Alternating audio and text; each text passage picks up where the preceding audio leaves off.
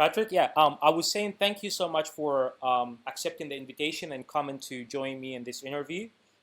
Would you mind just introducing yourself, giving a little bit about who you are, what do you do in the area of entrepreneurship? Thank you for the opportunity. My name is Patrick Kamau. I think I wear several hats in the field of entrepreneurship. I have been in the pharmaceutical industry now for quite some time. I think it's more than 15 years. Interesting. And yeah. So I worked for different pharmaceutical companies, both local companies and multinationals, Okay. as a marketing representative. Mm-hmm. Yes, and I also ventured into my own after getting out of employment. So I started non-pharmaceuticals, the company called Left Ventures, Okay. whereby we do importation, marketing, and distribution of non-pharmaceutical products, medical devices, and currently we are doing infection control. So actually, we ventured into infection control in 2018. And then, of course, what has happened now in 2020, we have COVID pandemic, Mm-hmm. which now took our business in a very different venture, because we're also doing training. Because as you are aware, people need to be trained on how to use like the masks, the sanitizers, Awesome. and the Mm-hmm. different means of protecting themselves from getting the virus. So we're also doing a bit of the training. Okay. May I ask where Apart are you from that, currently based? The headquarters is in Mombasa. Mombasa city is a coastal city. It's actually the main coastal city in Kenya. But we cover the whole country. We cover the whole country of Kenya. I see. And then in terms of your expansion, like are you currently working inside Kenya only, or you're expanding to other cities as well and countries?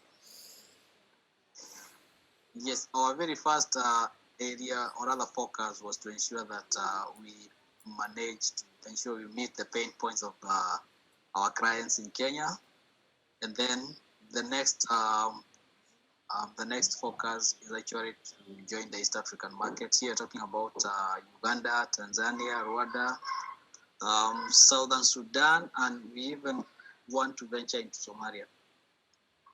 Awesome. And what kind of struggles or challenges do you see in the business, or do you face in the business right now? I think the main hardship, and especially transiting from employment to entrepreneurship, was actually access to capital. Because, for instance, for me, what I did is that I had to do my own savings and bootstrapping. I got some money from family and friends, and I also had to get some loans from the banks, and it's quite expensive actually. The repayment is still there, even in the current pandemic. Remember, the banks are still asking for their money.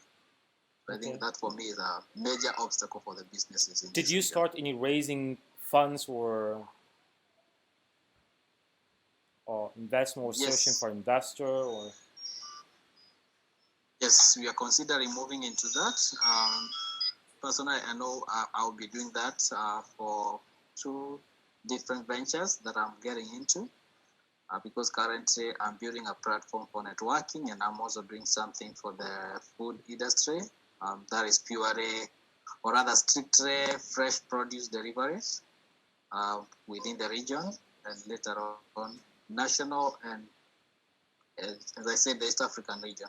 So for those one, I'm focusing on actually raising funds. But for the current venture, infection control and non-pharmaceuticals, I think it's in a position whereby we can invest the funds that are coming in without having to go for funding from Yeah. outside. Paul, like as a part of your journey in the entrepreneurship field, What do you recommend other entrepreneurs for? Like, what kind of advices that you would like to share with other entrepreneurs, maybe from the west of Africa? I think that's a very good question, Mustafa. I think the very first thing for one to do as an entrepreneur, or rather someone who is entering the entrepreneurship, is to ensure that you know what you want to do first. That's my point of advice. You must know what you want to do. That is the first thing. Number two, you must evaluate your concept, the idea, whatever it is that you have. Look around who else is doing it, and if it's possible, I think you don't lose anything by inquiring, or rather asking how, or rather what did they take them to get to where they are. Number two, if your existing idea is, or if your idea is already in existence, there are other people who are doing what you're doing. It's always good to ensure that up and you do something extra. Look at the pain points that those people who have the same idea that you have are meeting, and is there anything extra that you can do up and above what they are producing? Number two, we are already in the fourth industrial revolution, so it's very important as an entrepreneur or someone who's getting into entrepreneurship to understand what exactly does it mean when you talk about the fourth industrial revolution. Because you might be coming up with an idea, thinking that it's a brand new idea, and it might not be viable for the next few years. Because remember, the idea that you bring in today, I always advise people to look at it not just immediately, but in the times to come, maybe 5-10 years down the line. This is it true. something You that have to can be choose able to- something. You have to pick up an idea that has potential even in the future, right?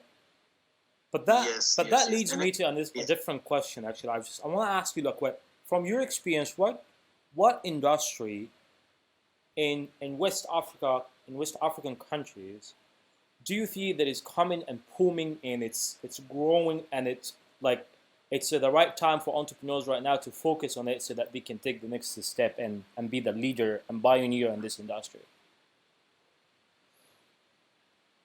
Um, okay, if I got your question right, you're asking about something in West Africa? Yeah, kind of like when it comes to the industries, the upcoming industries. Yes. Yeah, I'm asking like what is a trending industry right now in West of Africa? So a entrepreneur like we're gonna be pioneer to enter this new market and kind of take this industry to the next level. I think it's a good question. Yes, you're asking about West Africa, but I am from East Africa. Yeah, But yeah, I yeah. think I'm asking about the one thing industry, that the booming industry in West Africa countries. Like, what is common when it comes to industry? Is it technology? Is it pharmaceutical? Is it oil and gas? Is it I don't know. Like, what is a common industry? one thing that I must say that is a booming industry, right? It Yeah. might not be booming industry right now for West Africa, but definitely is going to be the next big thing. Technology is number one for me. Because I think you're looking at peace of mind personally, and actually this is what I've been looking for the last 3 months. The whole world is looking at what is it that can bring peace of mind, and especially if you are to envision the season we are in of COVID-19.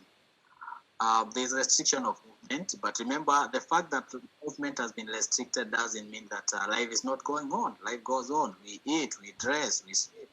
We are doing all these kind of things. So what exactly can we do with technology? And here we're talking about AI, we are talking about emotional intelligence, we are talking about robotics. These are the kind of things I'm looking at that will actually bring the peace of mind that you're looking at. Because remember, for every other person out there who is considering entrepreneurship, you must look at an idea that definitely is going to solve up the problems, minimize the pain points of your target audience, and I think that is an industry of focus currently, not just for West Africa, but I think for the whole of Africa. And when you're saying technology, Like when you're searching for technology at this moment. What do you mean by Yes. what do you mean by this? Like, are you trying to invent something within Kenya, or are you trying to bring technology from the West, maybe Europe, U.S., Canada, or Australia, like the big the top countries that do very well when it comes to technology, so that you bring that to Kenya? Actually, for me, with the kind of people, because I am getting quite a number of people, especially on LinkedIn, who are looking for startup advice. And you'll be surprised that we have young people who are very creative and very innovative. And I'll give you the example of the concept of the money transfer in Kenya. It was actually an idea that came up with just one of the young people, the M-Pesa, mobile money transfer. And I think these are some of the things that are happening. So we have young industrious Africans, and especially from, let's say Kenya is one of them, who have very good concept that they are coming up with. Number one is the money transfer. Of course, that one is there. And it has made life very simple in Kenya, because right now, and especially during this period of COVID-19, you don't have to think about moving out to the bank or actually moving out of your house. You can do everything in the confine on your house using a simple gadget. And it doesn't have to be a smartphone. Remember, for instance, the M-Pesa, you can operate it actually without a smartphone, and you still be able to transact all kinds of businesses you want to transact right inside the house.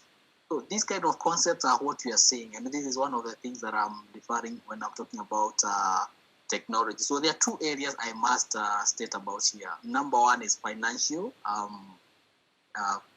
fintech. Number two, I'm also looking at the food industry. In terms of technology, because there are quite a number of young guys who have very good concepts in agribusiness. I think you need to focus as well on agriculture, because Kenya is well known when it comes to agriculture and tourism too, by the way. That's as far as I know, right? Yes. And it's very much affected. The tourism industry is very much affected by the COVID, because yes, that's what I've heard. But when it comes to agriculture, I think it's you haven't stopped that industry, even during the COVID-19. Yeah. Very true. Interesting. And then how do you see the entrepreneurship community in Kenya? Like, is it very strong? Like, do you feel like you are surrounded with many entrepreneurs who have the same passion as you, or you see that the Kenya entrepreneurship community is still in the early stage, and they need a lot of, I would say, networking, a lot of management, and I would say more opportunities?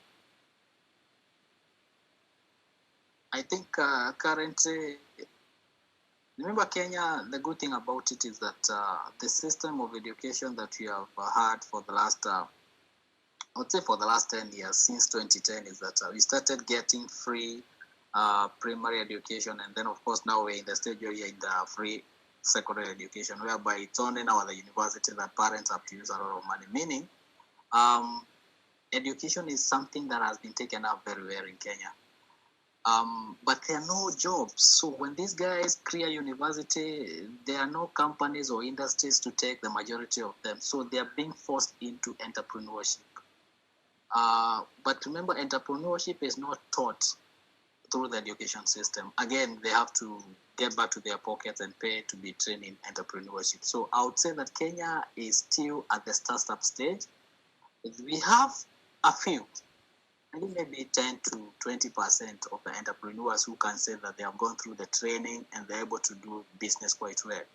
But the biggest hindrance that we have had is the lack of collaboration, whereby you think that the idea you have is the best, and then you find out that in an industry you are like 1,000 with the same idea. So instead of coming together and maybe coming up with something in common, you find these guys now competing. So you can imagine 1,000 entrepreneurs competing with the same idea in the same Too much, right? region. At the end of the day, it doesn't really make a lot of economic sense. So I think for Kenya, what needs to happen is that we need to come together. We need to advise actually the especially the young entrepreneurs, to come together, to collaborate more, and be able to repackage themselves in a much better way, because the ecosystem is good. I appreciate the fact that we have quite a number of hubs that are coming up, innovation, incubation, and we're also seeing from the West, like I think I've been approached by the startup grid. I should be going to something by the end of this month. So those are the kind of things that maybe are going to help the entrepreneurs together so that they can work, they can forge ahead, united. When you're saying hub or having a community or having a cooperation between entrepreneurs in Kenya, have you ever thought about building a community? Maybe it's something for you can share in this video. So whenever I'm sharing this with anyone, so probably some people from Kenya will be able to hear it so that they know that you're interested in building a community, so they might help you out with this. Definitely, actually, that is the next venture that I'm doing. I've already done some notes. It's just a matter of bringing it up together and putting it up. So in the next 2 weeks, you actually be seeing it on LinkedIn. I'm going to put up something. I'm looking at building a community that is going to bring together the entrepreneurs. So that one is in the offing. It's coming. That's awesome, and I really appreciate your share on this. That's very interesting. And one more thing, just to wrap up what we just mentioned right now. So to wrap up, Kenya is a common economy, and it's with the entrepreneurship concept growing inside the country. It means that it's a promising country to invest in, and to focus on and to look at it when it comes to entrepreneurship in West Africa. And the fact that you're doing what you're doing right now, it means the entrepreneurship in Kenya is well known right now, and it's taken into consideration. It's very important between the young people, right? Yeah. Awesome. Patrick, that is very true. I'm sorry? Sorry? Yeah, go ahead. You're saying something? Yeah, I was saying, I was just trying to say, to wrap up our conversation and saying that entrepreneurship in Kenya is common, and then the fact that you being an entrepreneur and you focusing and you pushing the entrepreneurship community forward, it means that there's something happening in there and you see the potential out of it. And so yeah, thanks so much, Patrick. And I did truly enjoy speaking to you today. And definitely your message will put it out there and send it all over when I'm done with this editing this video and just publish it. Do you want to add something before we leave? What I can say is that Kenya is a very good country, even for outsiders who would want to invest. We are very welcoming people. And of course, we've just started this week the recovery of our tourism. And so I welcome everyone to come to, and especially my place where I am right here in Mombasa is definitely one of its kind. Our hotels and the beaches, and of course talking about the big five, the animals. Yeah. So everyone is welcome to Kenya. We're actually using the hashtag Tembea Kenya. Yeah, I would love to share that once I'm publishing the video. So I will definitely do that and take it into consideration. Thank you so much, Patrick. And it was a lovely talking to you. Please, let's keep in touch and keep the good work. What you're doing is very important, and you will see the results of it as soon as the COVID-19 ends up, and you're going to see more of future coming in, more industry growing with the entrepreneurship support, of course. Thank you. Thank you for the opportunity. Thank you so much. Have a lovely day. Thank you. Bye-bye.